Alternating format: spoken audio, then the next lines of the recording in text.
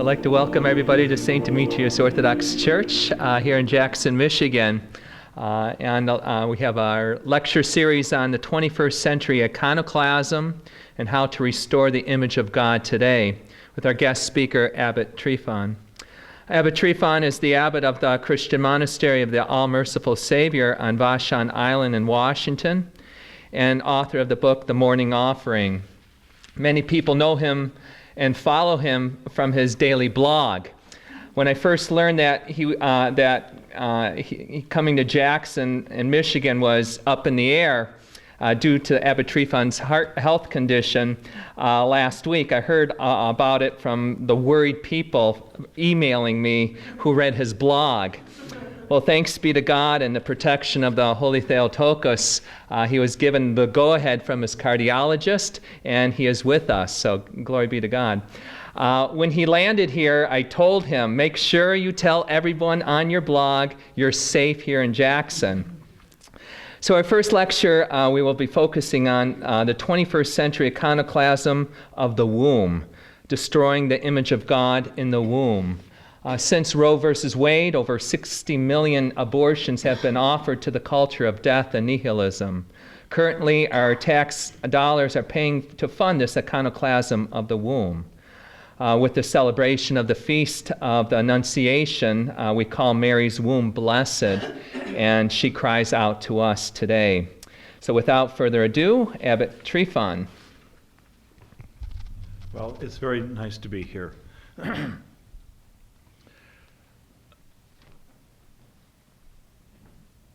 The incarnation for me is probably the most important theological teaching of our church. I mean, it's certainly important. But it's something that has drawn me personally in ways that I didn't expect when I first became Orthodox. And I've always had a sense of justice, and I was at one time on the Central Committee for the Socialist Workers' Party.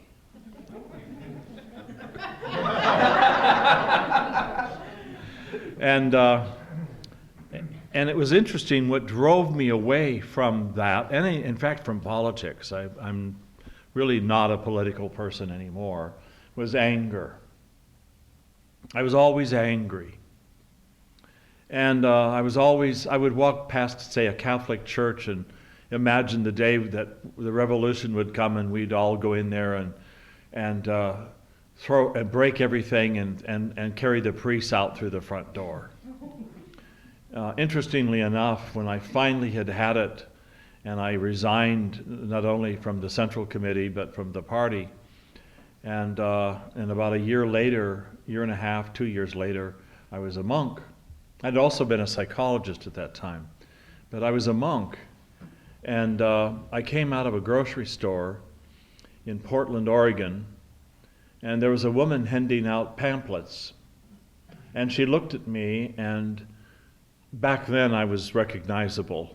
I still had brown hair and a short beard, and I looked myself. Now I don't look like myself. And she looked at me, and she squinted and she says, "I know you." And then I said, "Yes." And she said, "Well, what are you?" And I said, "Well, I'm an Orthodox monk." And her response was, "We're coming for you at the revolution." And I said, "Would you like me to serve tea or coffee?"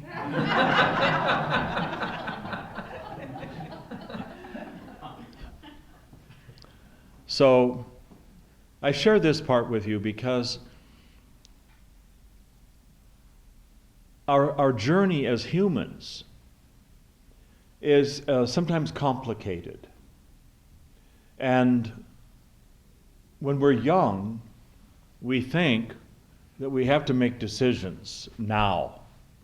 If we don't make a decision now, somehow everything is going to be all wrong.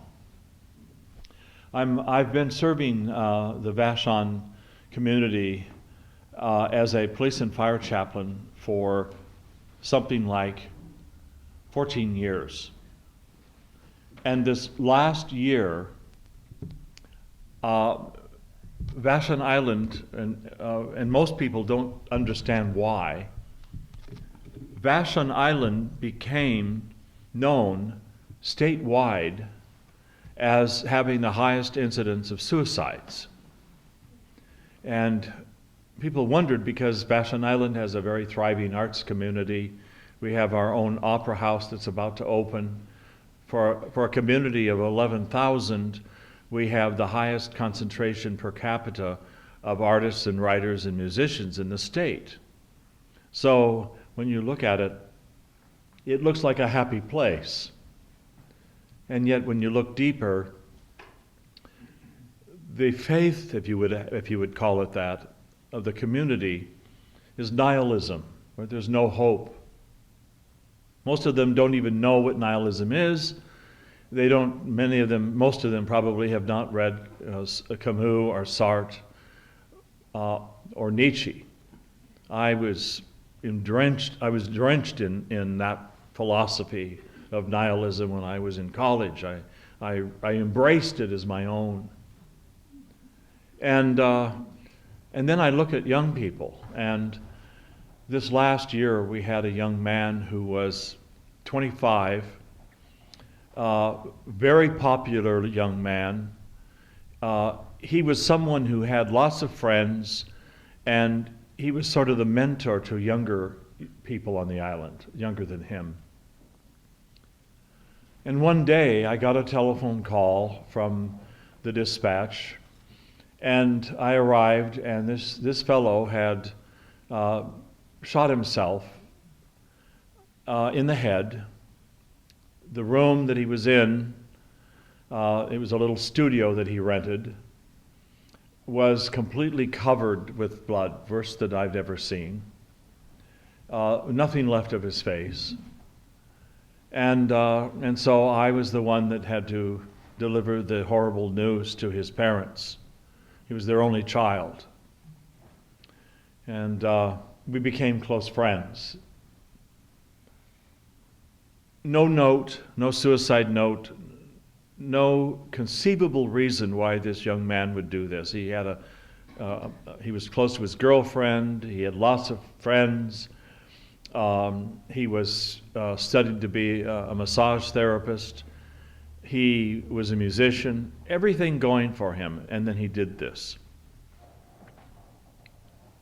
About a year earlier, a 14-year-old did the same thing with a shotgun on his mom's rural steps while she was at work. And when he told his girlfriend what he was going to do on the phone, and she dialed 911, and when the sheriff's deputies arrived, they weren't sure what to do and what to expect, because sometimes people want to die by a police officer. And so as they wound their way through this forest to this house, they were prepared that somebody might start firing on them. And instead they found a 14-year-old on the stoops of his mom's home. And so I arrived shortly thereafter, and I had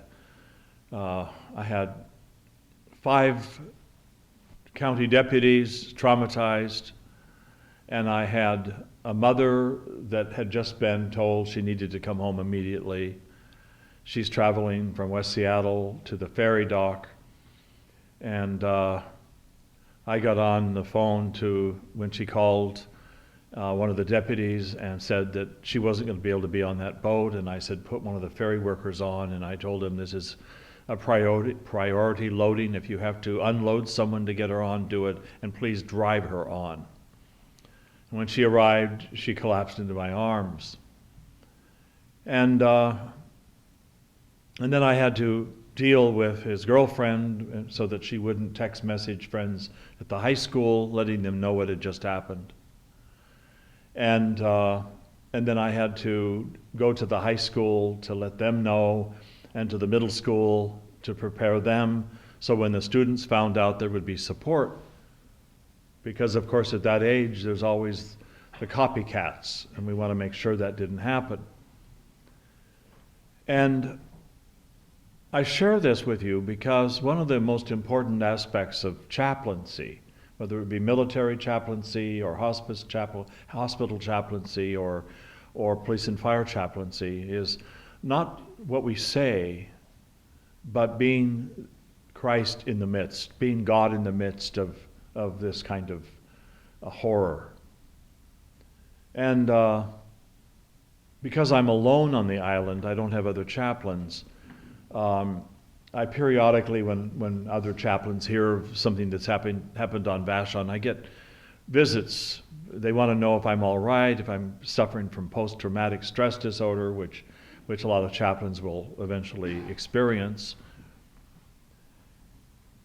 But I feel, even in the most crisis-directed moment, God's grace to give me what is needed to be that presence of God in the midst. And so I have, to date, after all these years, not shown any signs of post-traumatic stress disorder. But I take this ministry seriously because Vashon Island is like the whole of the Puget Sound region. And in fact, the state of Washington and the state of Oregon are known as having the greatest concentration of non-church members, of people who call themselves as none. And so, because of that, most people, and I think probably Vashon Island tops the whole Seattle area, most people see themselves as having no faith, and they see religion as sort of nonsense.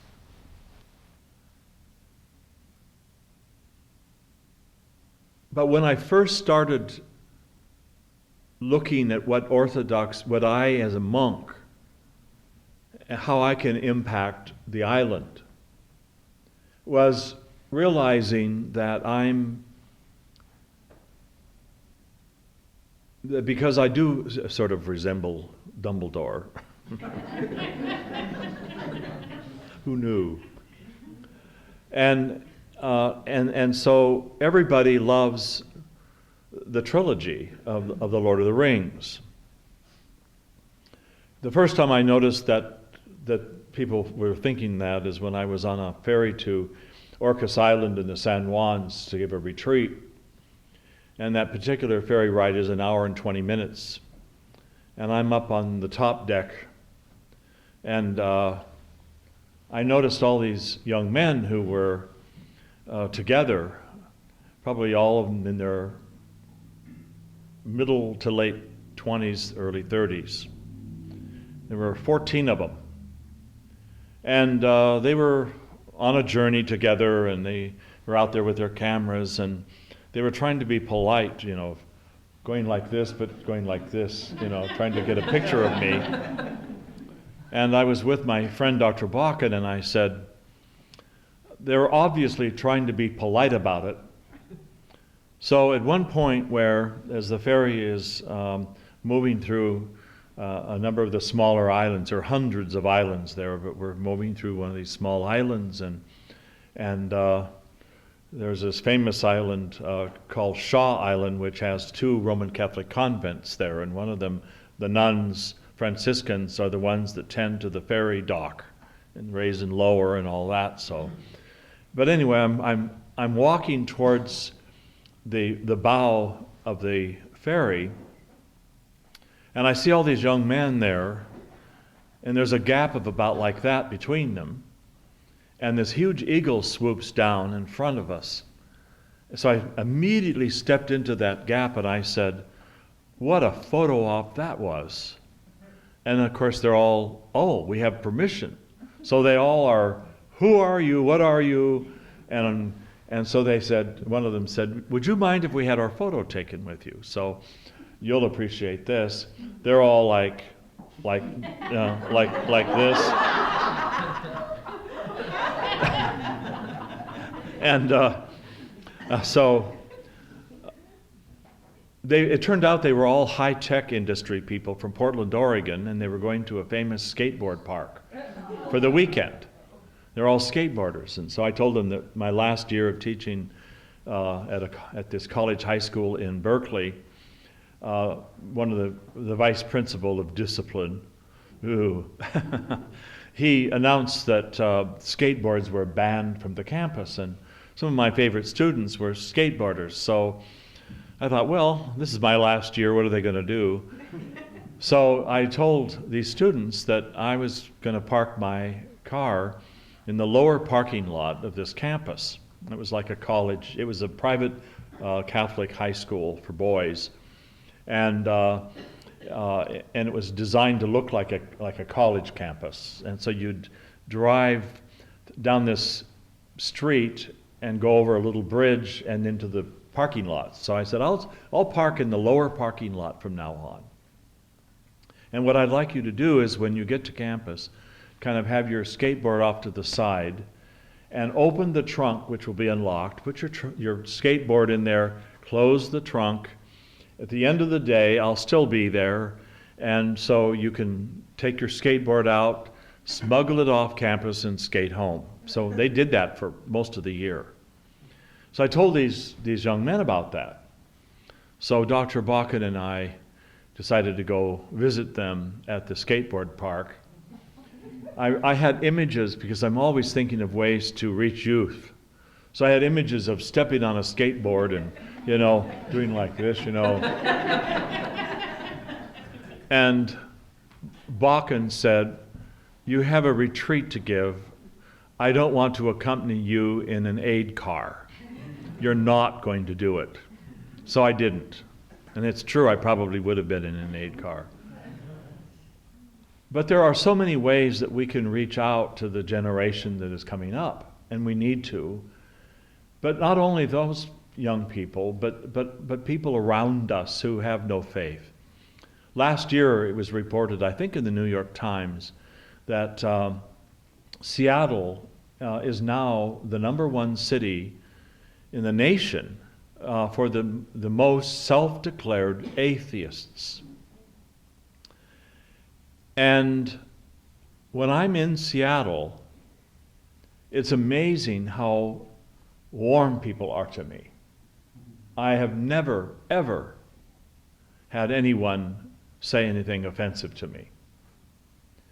And I'm convinced that it is because of the popularity of Gandalf and Dumbledore that people have a good feeling about seeing me looking like I look.